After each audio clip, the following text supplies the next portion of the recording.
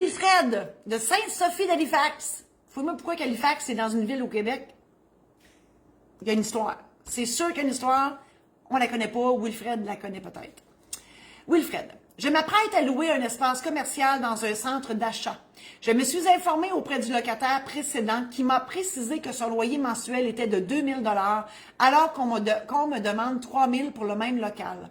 J'ai vérifié chez les commerçants voisins et tous ont obtenu leur local au prix du locataire précédent sauf un qui est là depuis le tout début. Le gérant prétexte que mon cas, et le mot est en majuscule, dans mon cas, il s'agit d'un bail échu et que les propriétaires peuvent alors y aller du loyer qu'ils veulent, alors que dans le cas d'une continuité d'un bail, ils ne peuvent pas l'augmenter. Ont-ils raison sur cette question? La réponse, c'est oui. En matière commerciale, en matière de bail commercial, le bail, c'est la loi des parties. Puis, bien sûr, il y a le Code civil qui vient suppléer à ça.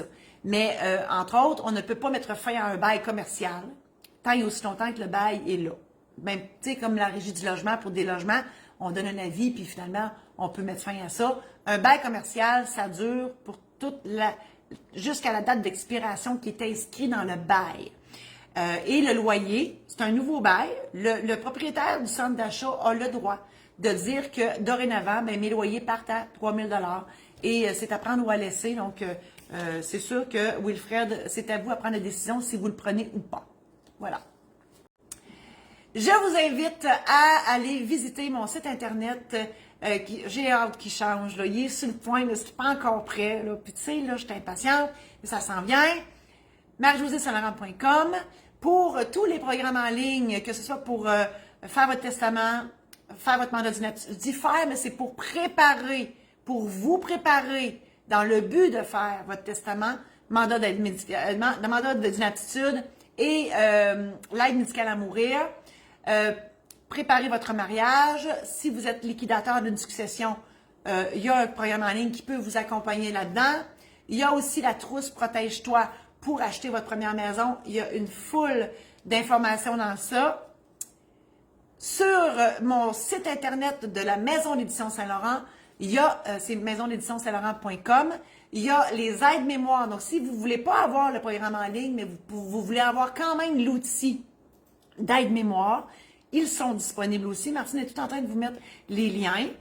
Je vous invite aussi à partager cette chronique si vous pensez qu'il y a d'autres mondes dans vos amis qui pourraient être intéressés par cette chronique-là. Et bientôt, j'aurai aussi un podcast. C'est vrai, j'ai oublié de vous dire, mon Dieu, j'en ai tombé des affaires à dire. Bref, je vais revenir, là. J'essaie de couper parce qu'on fait du montage, puis là, il faut que je recoupe. Je vous annonce que je ne serai plus notaire. Je ne serai plus notaire traditionnel. Je mets la clé dans mes classeurs et je dépose mon crayon. Je serai dans d'autres projets. Je reste notaire, là. OK, on ne prend pas en peur.